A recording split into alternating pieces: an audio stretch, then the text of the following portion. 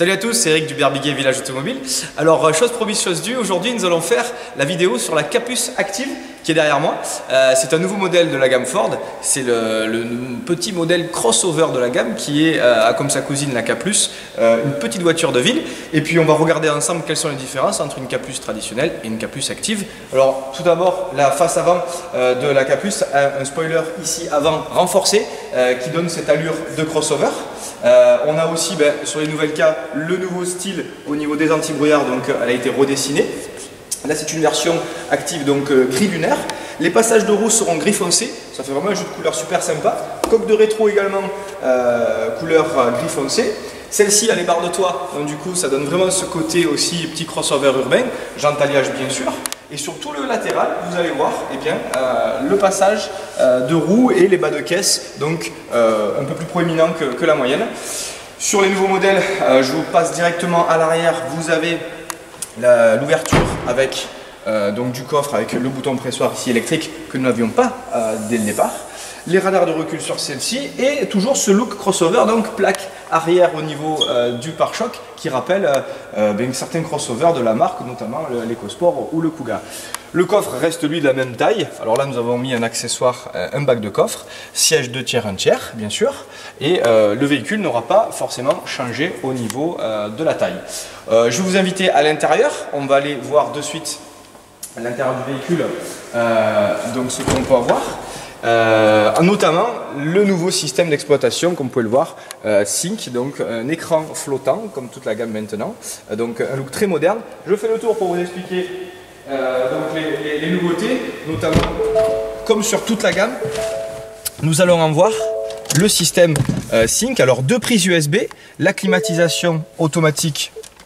Et là, j'ai branché au préalable mon téléphone portable, donc là c'est un Apple.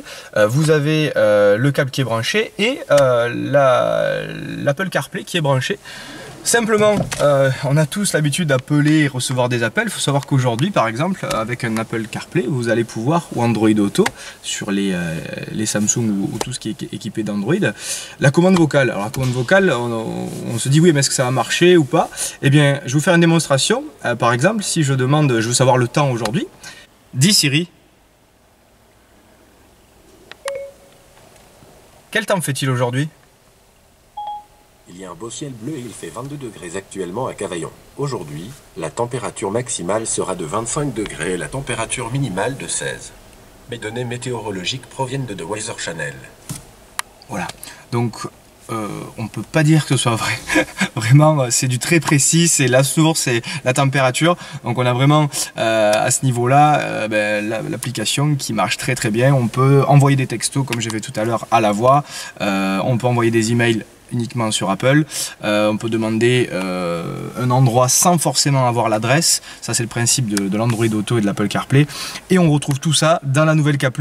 Donc pour un modèle citadin avec des prix hyper agressifs, vous avez la technologie d'une voiture qui sera équipée d'un EcoSport, d'une Focus. Donc vraiment un équipement complet, les radars de recul, la climatisation automatique, un régulateur de vitesse, des prises USB, un moteur en 85 chevaux sur celle-ci essence, 1 litre 1, donc voilà.